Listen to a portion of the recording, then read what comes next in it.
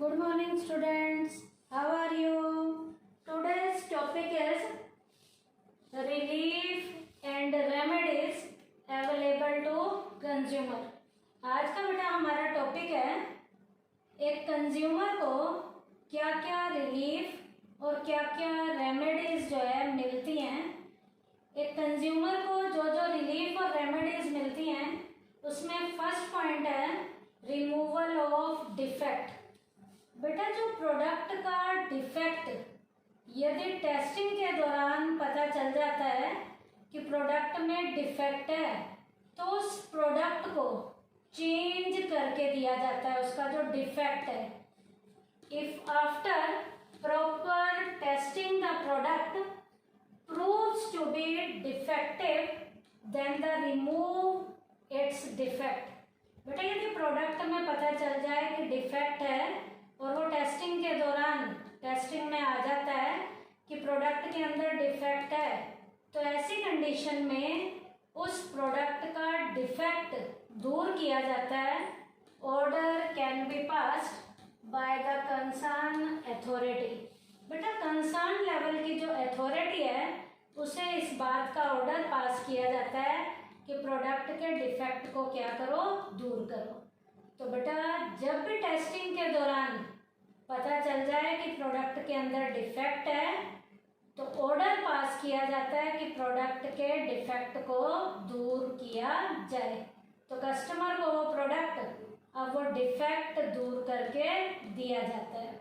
उसके बाद है बेटा रिप्लेसमेंट ऑफ गुड्स।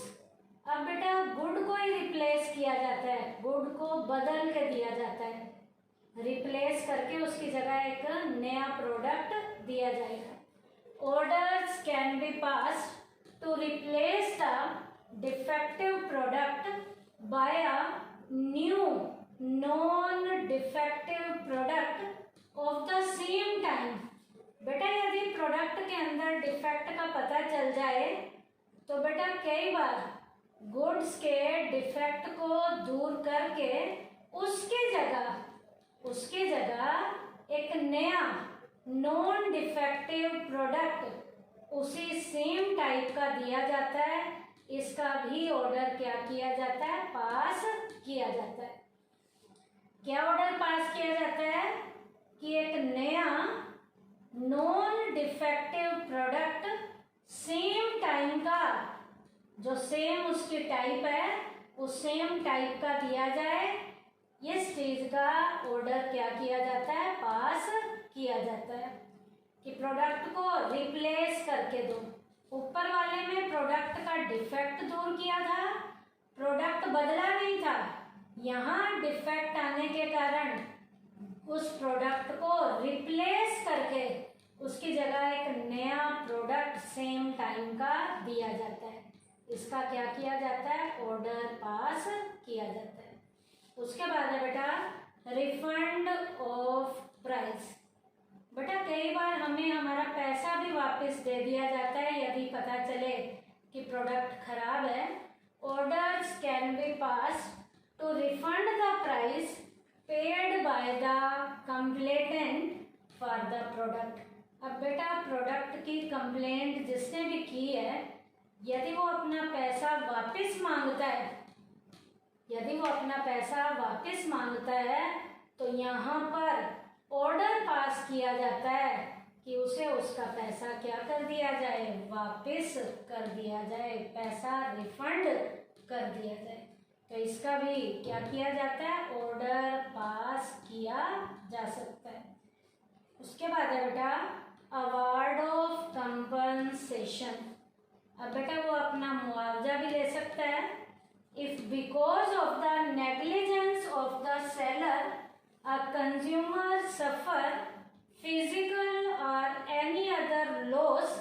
अब बेटा किसी न किसी प्रोडक्ट को जो लिया गया है उस प्रोडक्ट का यूज करने के बाद यदि कंज्यूमर के साथ फिजिकल लेवल का कोई हादसा हो जाता है, उसके शारीरिक तौर पे उसे कोई नुकसान होता है, then compensation for that loss can be demanded for. अब इसके लिए जिसका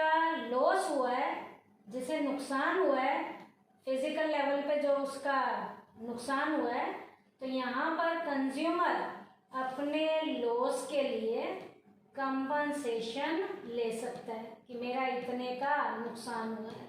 तो यहाँ पर कंज्यूमर को कंपनसेशन भी दिया जाता है, जबकि वो नेग्लिजेंसी किसकी थी? सेलर की नेग्लिजेंसी थी। तो सेलर की नेग्लिजेंसी के कारण कस्टमर को फिजिकल लेवल का लॉस होने पर कंपनसेशन यहाँ पर कंज्यूमर को दिया जाता है, क्योंकि कंज्यूमर यहाँ कंपनसेशन की डिमांड कर सकता है। उसके बाद है बेटा removal of deficiency in service. बेटा सर्विसेज में भी कुछ कमी पेशी पाई जाती है, और वो कमी पेशी यदि पता चल जाए तो सर्विस की कमी पेशी का भी जो कंपनसेशन है वो यहाँ दिया जाता है। If there is any deficiency in the delivery of service then the order can be passed to remove that deficiency. अब बेटा जो सर्विस देनी थी, सर्विस को देने में ढील हुई है।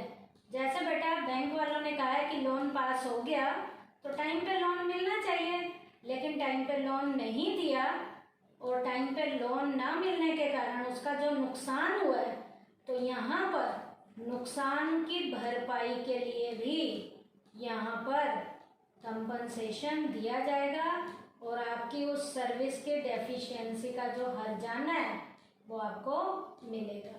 तो यहाँ पर सर्विसेज में भी यदि कोई कमी पेशी आती है तो जो सर्विस प्रोवाइडर है जिसने वो कमी पेशी दी है उसके खिलाफ एक्शन लिया जाएगा। तो यहाँ पर भी ऑर्डर क्या किया जाएगा? पास किया जाएगा, और उस सर्विस प्रोवाइडर को कहा जाएगा कि इसकी सर्विसेज में जो जो डेफिशिएंसी हैं काइंडली उन्हें क्या करो? रिमूव करो, उन्हें दूर करो। उसके बाद डिसकॉन्टिनेंस ऑफ अनफेयर और restrictive trade practices.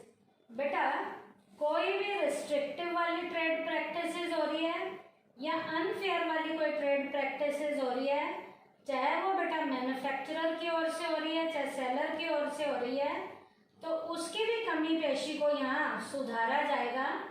If a complaint is filed against unfair और restrictive trade practice then under the act that practice can be banned with immediate effect। बेटा यहाँ पर कोई भी गलत हथकंडा अपना रहा है, चाहे वो रिस्ट्रिक्टिव लेवल की ट्रेड प्रैक्टिसेस हो रही है या अनफेयर वाली ट्रेड प्रैक्टिसेस हो रही है, क्या मान लीजिए जैसे मैंने पीछे आपको एग्जांपल दिया था कि हम जहाँ से गाड़ी ले रहे हैं तो गाड़ी को देने वाले जो डिस्ट्रीब्यूटर है वो कई बार कहते हैं कि यहाँ से इंश्योरेंस करवाओ, या कुछ गलत और बेचने वाले के द्वारा तरीके अपनाए जा रहे हैं, मिलावट की जा रही है या कोई और गलत काम किया जा रहा है। तो जो भी गलत काम कर रहा है, चाहे वो सेलर कर रहा है चाहे मैन्युफैक्चरर कर रहा है, जो भी कर रहा है, ऐसे के खिलाफ एक्शन लिया जाएगा। और क्या किया जाएगा? उसकी प्रैक्टिस पे भी बैन लगा दिया जाएगा ताकि वो गलत तरीके से कंज्यूमर को एक्सप्लॉइट ना कर सके। उसके बाद stopping the sale of hazardous goods. अब बेटा यदि प्रोडक्ट स्वास्थ्य के लिए हानिकारक है और वो कस्टमर को नुकसान पहुंचा रहा है, product which can prove hazardous for their sale can be stopped. बेटा कोई प्रोडक्ट ऐसे हैं जो हमारे स्वास्थ्य के लिए घातक है और वो घातक प्रोडक्ट कस्टमर को नुकसान दे रहे हैं, तो ऐसे प्रोडक्ट की सेल भी बंद की जा सकती है, ऐसे प्रोडक्ट को बेचने पे भी मनाही लगाई जा सकती है। ऐसे प्रोडक्ट जिनको यूज में लाने के बाद कस्टमर की हेल्थ पे नेगेटिव इम्पैक्ट आ रहा है, तो ऐसे प्रोडक्ट को मार्केट में बेचने नहीं दिया जाता, उनकी सेल पे रोक लगा दी जाती है।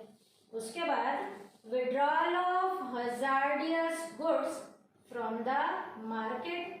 पहले सेल पे रोक लगाई है, अब मार्केट में ही आने ही नहीं दिया जाएगा वो product. On seeing the serious adverse effect of the hazardous goods on the consumer, such goods can be withdrawn from the market।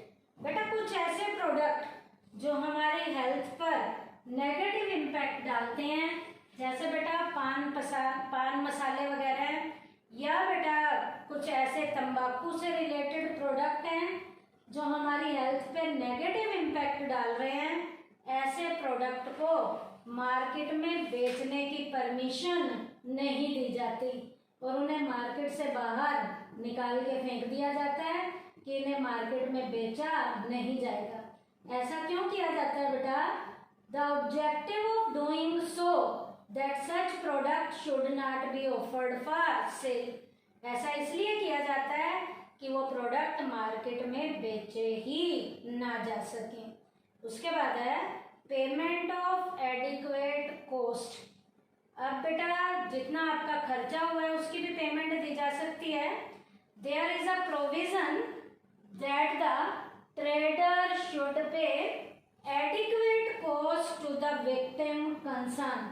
अब बेटा जिसकी ठगाई हुई है और जिसने ठगा है, तो ठगने वाला जो है, जिसकी ठगाई हुई है, उसे उसका जो नुकसान हुआ है उसकी जो प्रॉपर भरपाई का जितना भी पैसा बनता है, जो खर्चा बनता है, उस खर्चे की भी वो टाइमली क्या करेगा? पेमेंट करेगा। तो इस बात का भी ऑर्डर जो है टाइमली पास किया जाता है। तो बेटा आज के टॉपिक में हमने क्या पढ़ा? रिलीफ और रेमेडीज अवेलेबल टू कंज्यूमर पढ़ा है, जिसमें पॉइंट मैं दोबारा से बोल देती हूँ। वो पॉइंट क्या क्या थे? रिमूवल ऑफ डिफेक्ट था, रिप्लेसमेंट ऑफ गुड्स था, रिफंड ऑफ प्राइस था, award of compensation, removal of deficiency in service, discontinuance of unfair और restrictive trade practices, stopping the sale of hazardous goods, withdrawal of hazardous goods from the market, और last था payment of adequate cost. Thank you बेटा।